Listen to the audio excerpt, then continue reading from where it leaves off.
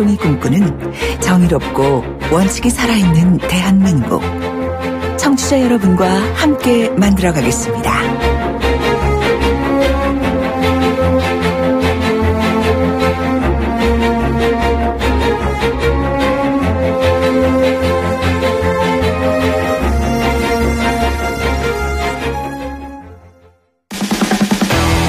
돌려보고 비틀어보는 오늘의 이슈. 이종훈의 뉴스 측면 승부. 예, 오늘 이슈 한 가지 돌려보고 비틀어 보겠습니다. 가끔 가다가 레프트 훅도 잘 때리시지만 스트레이트 펀치 한 점 맞으면 그냥 갑니다. 그렇게입니다. 이종훈 박사 오셨습니다. 안녕하십니까? 네, 안녕하세요. 오늘은 뭘 또 스트레이트입니까? 잽입니까? 오늘은? 조금 전에 하셨지 않습니까? 아, 잽을 벌써 제가 날렸습니까? 아니, 조금 전에 오늘 제가 다룰 이슈를 하셨다고요. 뭔데요? 절세. 절세. 예. 홍종학 후보자. 아, 홍종학 후보자 거요? 예, 중소벤처기업부 장관 후보자. 예. 근데 이분은 절세했는 겁니까? 아니면 탈세했는 겁니까? 뭐 어떻게 된 겁니까? 아니, 그러니까요. 예. 그게 지금 논란인데. 예. 그러니까 우선 절세는 좋은 거죠. 그렇죠. 법이. 합법적으로 하는 거죠. 그렇죠. 뭐. 법이 허용하는 범위 내에서. 예. 그러니까 세액을 감소하려고 그렇죠. 하는 시도. 예. 뭐 이걸 이제 절세라고 하는 거고. 예. 그 반대가 이제 탈세입니다. 그렇죠. 예. 세법을 벗어나서. 그러니까 법을 어기면서 이 세액 절감을 시도하는 것. 그렇죠. 이게 이제 탈세인데, 우선 이제 논란이 되고 있는 부분 좀 정리를 해드리면. 네. 일단은 세대 점프. 네. 예. 이게 무슨 말인지 모르시죠? 세대 점프. 그러니까 할아버지, 할머니에서 바로 손자 쪽으로 내려온다는 겁니까? 예, 바로 그겁니다. 예. 그러니까 홍 후보자의 딸이 예. 초등학교 6학년 시절에 네. 이 홍 후보자의 장모로부터 예. 그러니까 이 딸의 기준으로 보자면 외할머니 되겠죠? 예. 외할머니로부터 공시지가 8억 6,500만 원 상당의 이 상가 지분을 증여를 받습니다. 네. 당시 홍 후보자 부인도 같은 지분을 또 증여를 받습니다. 이야, 장가 잘 가셨네요, 이분. 그러니까 통상적으로는 이제 부인이든 이렇게 이제 증여를 한 다음에 물어보라. 다시 딸에게 이제 증여를 하는 이런 순서로 예. 보통 가잖아요. 예. 그런데 이제 이 부인 부분을 이제 뛰어넘어서 이제 이렇게 세대 점프를 했다. 이런 지적이 하나 좀 나오고 있고요. 이 탈세 의혹 관련한 두 번째 의혹은 모녀 대출입니다. 네. 예. 뭐 성인인 경우에는 뭐 사실 부모 자식지간에도 대출하기도 하고 뭐 서로 돈 빌려주기도 하고. 이거야 뭐 저는 뭐 이해할 수 있습니다. 뭐 이제 그렇게 하는데. 예. 예, 이제 홍 후보자 딸도 엄마. 예. 그러니까 홍 후보자의 부인이죠. 예. 과 이제 두 건 한 2억 2천여만 원. 연 이율 8.5%로 대출 받았대요. 금전 소비 대차 계약을 맺습니다. 네. 그런데 이게 이제 사실상 증여 아니냐 이런 얘기예요. 그러니까 홍 후보자나 부인이 만약에 딸에게 2억 2천여만 원 정도 증여한다고 가정한다면 세법에 따라서 세금 한 3천여만 원 정도 납부를 해야 된다는 거죠. 예. 그거를 피하기 위해서 이것도 역시 그러니까 일종의 탈세를 한 거 아니냐라고 하는 의혹이 좀 불거지고 있는데 네. 이 홍 후보자의 딸이 그런데 예. 조금 전에 이제 말씀드렸듯이 이 홍 후보자의 장모로부터 이 상가 지분을 받을 때 초등학교 6학년생이라고 그랬잖아요. 예. 지금 중학교 1학년생이라는 거죠. 중학교 1학년생이 엄마에게 2억 2천여만 원을 대출을 받는다. 차용을 이거는 어느 정도껏 해야죠. 이게 좀 너무하잖아요. 상식적으로 예. 예, 뭐 그 아이가 사업을 하는 것도 아니고 예. 납득이 좀 안 가는 거죠. 예. 홍 후보 이분 평소에 소신 발언하실 때 보면은 이런 거 하면 나쁜 사람이라고 하던 분 아니세요, 혹시? 예, 그렇습니다. 그러니까 이게 지금 이제 이 부분 관련해서 네. 그러니까 이 세대 간의 예. 부의 대물림. 그러니까. 이거는 절대 있어서는 안 돼. 이렇게 주장하신 분 아니겠어요? 예. 그래서 사실은 이 부의 대물림 이걸 이제 중단시켜야 된다 이래가지고 네. 민주당 비례대표 의원 시절에는 이 상속세하고 증여세를 굉장히 강화하는 예. 그런 그 세법 개정안을 제출한 바도 그렇구나. 있거든요. 예. 그런데 정작 본인은 쪼개기 증여에 세대 점프 뭐 이런 것까지 다 수단을 이제 다 동원을 해서 예. 야 정말 이 절세와 관련해서는 올바른 길을 지금 제시하는 거 아니냐. 정답을 제시한 거 아니냐. 그런 면에서 오히려 이 중소벤처기업부 장관보다는 예. 국세청장을 시켜서 온 국민에게 이 절세 방법을 가르쳐 주는 게 더 좋은 거 아니냐라는 얘기도. 근데. 네. 왜 자꾸 웃으십니까? 웃지 못할 사건인데. 의의가 없으면 웃음이 나옵니다. 예. 예. 근데 그 제주도에 있는 국제학교가 등록금이 6천만 원이라 그랬죠. 제가 그렇게 들은 것 같거든요. 네, 그런데요. 제주도에. 예. 근데 이 따님이 다니시는 학교도 꽤 등록금이 비싸다고 제가 들었거든요. 연간 학비가 1,500만 원. 뭐 이제 학비만 들어가는 게 아니죠, 그죠? 예. 예. 이런 학교 같은 경우는 이런저런 비용이 또 많이 들어갑니다. 예. 그런데 지금 조금 전에 말씀드렸듯이 이제 중학교 1학년생이라고 하는데. 그러니까요. 지금 뭐 설명은 이렇습니다. 엄마한테 빌린 돈, 예. 그 이자, 연이율 8.5%면 고이율에 해당하죠, 그죠? 그쵸? 은행 이자보다 높으니까. 그쵸? 예, 예. 근데 외할머니에게 증여받은 건물, 예. 그 임대료가 나오잖아요. 네. 그거 가지고 내고 있다. 아. 중학생이 이제 엄마에게 돈을 이제 꼬박꼬박 이자를 내고 있다는 설명인데 네. 보통 그렇게 하나요? 그 문맥상으로는 상당히 합법적인 것 같은데요. 그러니까 문맥상으로는 굉장히 정말 깔끔하죠. 예, 그럼 됐죠. 네, 뭐. 군더더기 없이 깔끔한데 예. 상식적으로 좀 이해가 안 가는. 그거는 중학생 딸로부터 이자를 받는 엄마가 대한민국에 과연 몇이나 있을까요? 네. 그게 이제 설명이 좀 안 되는 거고. 알겠습니다. 근데 앞에서 말씀하셨지만 네. 그 홍 후보자의 어떤 개인적인 철학, 사상 이런 것이 좀 궁금해서 왜냐 그러면 재벌개혁위원장, 경제정의 실천시민연합의 재벌개혁위원장, 경제정의 연구소장 네. 이런 거 지내셨잖아요. 재벌 예. 암세포론. 예, 심지어 그러니까 재벌 암세포론까지 이제 주장했던 분이에요. 예. 그러니까 이번에 그 후보자로 지명된 직후에도 예. 이렇게 얘기를 했습니다. 중소기업을 괴롭히는 대기업, 재벌이 있다면 저부터 상대해야 하지 않을까 생각한다. 네. 특히 이제 홍 후보자 같은 경우는 이제 이 재벌 개혁 관련해서는 각별한 그런 또 이 관심과 주의 주장을 좀 이제 외쳐왔던 분이라서 과연 이런 분이 이 재벌 개혁 또 재벌을 상대로 제대로 할 수 있겠는가. 본인도 금수저나 다름이 없는데. 그렇겠죠. 그런 얘기가 지금 이제 나오고 있는 그런 그 상황인 겁니다. 그러네요. 네. 이분이 또 학벌주의 발언도 하셨어요? 예. 어떻게 해요? 이것도 지금 이제 뭐 이것저것 다 논란이 좀 되고 있는데 1998년도에 이런 책을 내셨습니다. 제목이 삼수 사수를 해서라도 서울대에 가라. 이분 서울대 출신이세요? 홍정한 연세대 출신이십니다. 연세대 출신요? 예, 그래서 아마 서울대 못 가셔갖고 굉장히 한이 맺혔는지. 예, 그런데 그 맥락이 그게 아니다라고 설명을 하고 있는데 그 내용이 지금 약간 이제 논란이 되고 있는 부분들이 좀 있어요. 어떤 내용입니까? 그러니까 명문대학을 나오지 않고도 성공한 사람들이 자주 보도되는데 면밀히 따져볼 필요가 있다. 하나의 기술을 개발하거나 조그만 중소기업을 운영하는 데 성공했는지 몰라도 그들에게는 근본적인 한계가 있다. 근본적인 한계가 있다고요? 네. 어떤 한계죠? 두뇌의 한계를 이야기하는 건지. 또 이 학벌의 한계를 얘기하는 건지 모르겠습니다. 연세대학교 경제학과 출신이에요. 또 이런 부분도 있어요. 그들은 세계의 천재와 경쟁에 나갈 수 있는 근본적인 소양이 없다는 것을 인식해야 한다. 그러니까 빌 게이츠 정도처럼 하버드 정도는 다녀줘야 한다. 뭐 이런 맥락으로 좀 읽히지 않습니까? 그래서 이분은 여러모로 보통 사람하고는 생각이 다르구나. 연세대 경제학과 출신이시면 제 직속 선배 되시는 분인데 아이고. 그죠? 뭐 팔려서 진짜 방송 못 하겠네. 이분이 그런 말씀을 하셨어요? 동문이세요?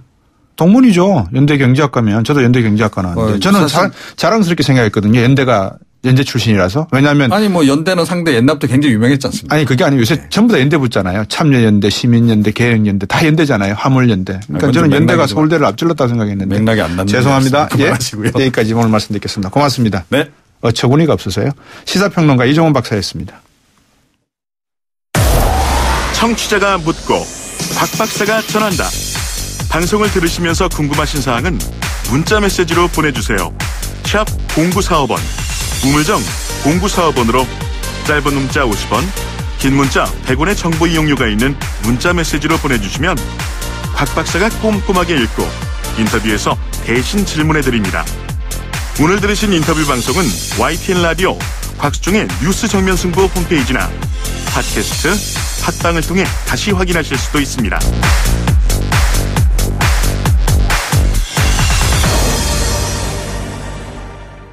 숨가쁘게 달리다 보니까 청취자분들이 보내주신 문자를 제가 지금 제대로 못 읽어드리고 있습니다. 계속해서 좋은 글 올려주시면 제가 언제든지 한번 꼭 읽어드리도록 하겠습니다.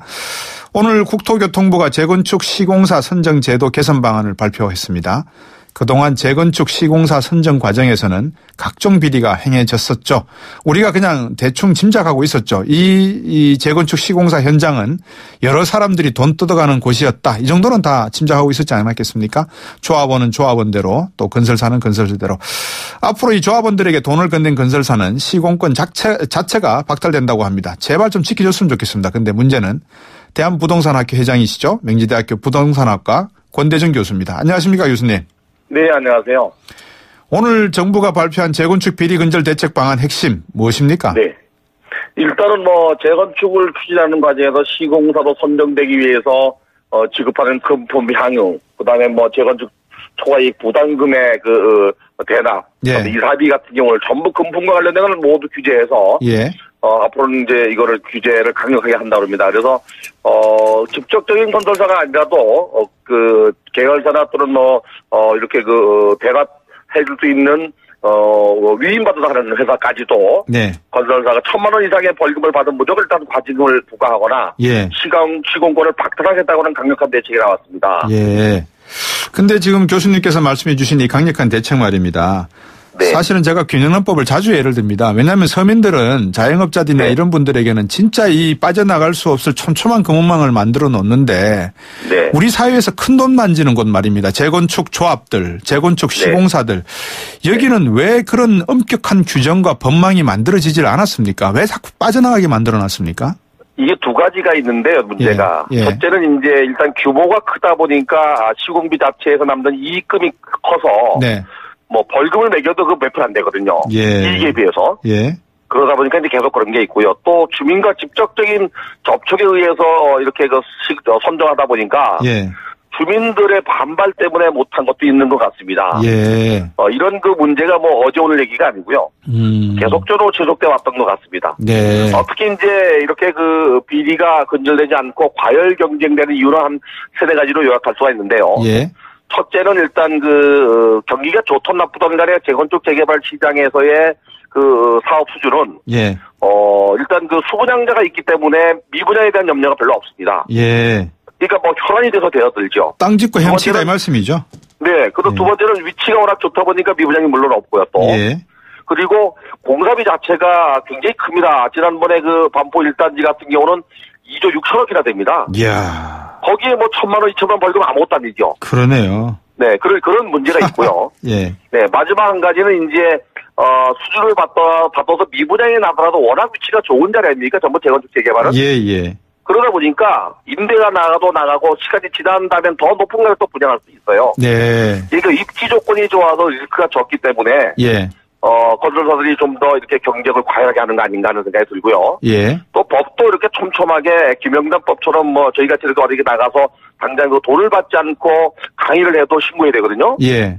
이런 게 없습니다. 예. 그러다 보니까 이제 이번에 국토교통부가 가장 강력한 거는 계약 취소죠. 시공권 박탈이죠. 네. 박탈까지 가겠다고 지금 발표를 했습니다. 일단. 이거는 그냥 입으로 립 서비스로 박탈하겠다가 아니라 정말 박탈해야 될 것 같아요. 그렇죠. 네. 왜냐 그러면 이게 무슨 문제가 있냐면요. 예. 만약에 이주비라든지 또는 세금을 대납해주거나 부담금을 대납해주는 경우는 네.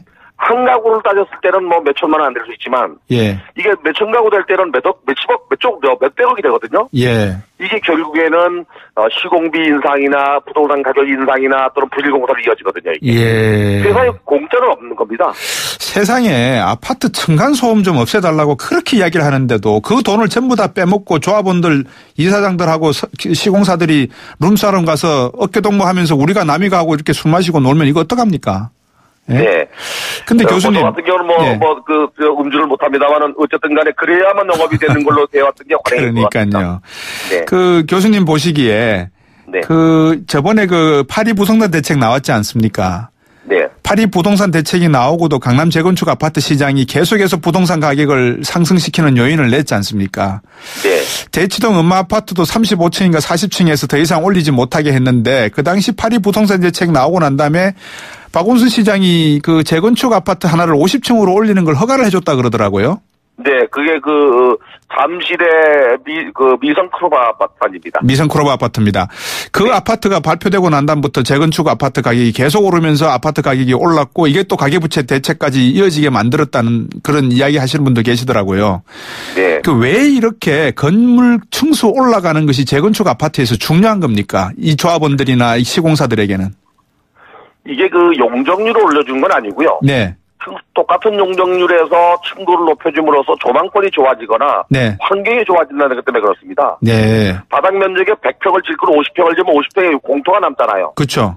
이런 그 환경 때문에 그런 것 같고요. 예. 특히 잠실에 50층짜리 만들어준 거는 이제 용도가 변경됐습니다. 용도가 잠실 변경됐다고요? 5단지 같은 경우는 전면이 상업지구고 예. 동쪽면이 준주거지고 용도지구 주거지가 바뀌었어요. 예. 그러니까 야. 상업지구의 용적률이 주거지하고 다르잖아요. 예, 예. 그리고 이런 여러 가지 이유 때문에 이제 해준 것 같고요. 예. 서울시가 서울시 기본계획에서 한 35층 이상은 안 해주겠다 그랬어요. 그랬잖아요. 그래서 음마 아파트는 35층을 받아들이는 것 같습니다. 네, 네, 알겠습니다. 자, 근데 이제 재건축 수주 경쟁만 조금 한번 포커스를 두어볼까 하는데 과도한 경쟁 배경에는 역시 수익 때문에 그러겠죠? 그렇죠. 아무래도 제가 아까 말씀드린 대로 이제 안전한 시공이죠. 시공권이죠. 네. 토지를 구입할 필요 없잖아요. 이미 있잖아요. 네. 건축비만 들여대서 건물만 지으면 되고 예. 분양도 미분양보다 상당수가 다 분양자가 있잖아요. 이미. 네, 네. 거기다 일반 분양분만 분양하면 되는데 입지 조건이 워낙 좋다 보니까 네. 높은 가격으로 분양할 수도 있고 미분양 걱정을 거의 안 하다 보니까 예. 건설사들이 건축 공사비 자체가 크고 또 예. 과열 경쟁하는 것 같습니다. 그 앞에서 박용진 의원이 금융위원회가 근 6년 동안 이건희 회장의 어떤 비자금 문제를 제대로 들여다보지 못했다 이런 말씀을 하셨단 말입니다. 네. 건설사의 불법 향응 이런 거 하루 이틀 지적된 게 아니지 않습니까? 9시 뉴스에 늘상 나오던 이야기들인데 13년 동안 왜 한 번도 행정처벌 받은 사례가 없었습니까? 아마도 이게 관행적으로 내려온 게 한 번에 어떤 재건축 시장에서 조합 인가 단계에서 나는 게 아니고 네. 재건축을 시작하거나 재개발을 시작한 초기 단계인 추진위원회 구성 단계부터 네. 사업 진행 단계별로 비리가 있어요.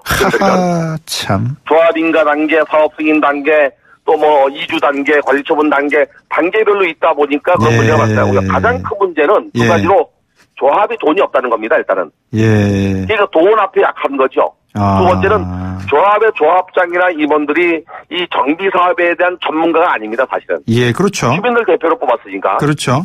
그래서 향후에는 정말로 회계사나 변호사처럼 전문가가 할 수 있는 그런 사업 형태로 바뀌어야 됩니다. 사실은 조합이라는 건 법률적으로 건설을 하거든요. 그렇죠. 그러니까 아무나 할 수 있는 겁니다, 이게. 예. 그리고 조합 인가 이후부터의 비리는 이제 시공사가 뒤에서 받쳐주고 있거든요. 예, 예. 그 전에는 정비사업 전문업체가 돈을 대주지만 예. 이 조합에 돈이 없다는 것 때문에 이 사업 추진이 어려우니까 사업 추진을 하기 위해서도 수수방관한 거 아닌가. 그게 그러네요. 13년이 온 것 같습니다. 이런 재건축이 만약에 후 분양제가 실시가 되면 어떤 방향으로 바뀔까요?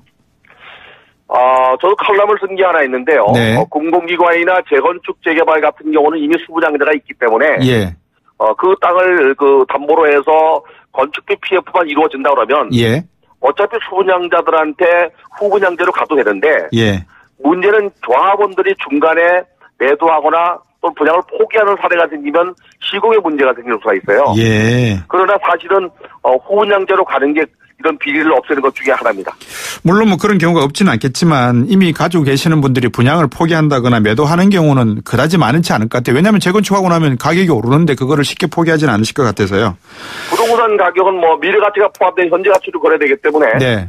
이 낡은 아파트 30년, 40년 아파트 굉장히 비싼 거거든요. 예, 예. 그러나 때에 따라서 경기 변동을 영향을 받기 때문에 예. 대출이 안 되거나 파리 대책처럼 이제 고강도 대책이 나와서 예. 만약에 집가가 하락하듯이 주택 가격이 하락하면 네. 때에 따라서는 금매가 나올 수 있거든요. 예, 예. 근데 이게 한두 가구는 문제가 없겠지만 이게 이제 좀 많이 나오면 예. 아무래도 그렇겠네요. 시공사 입장에서는 좀 조합 입장에서는 좀 골치가 아플 수 예. 있죠.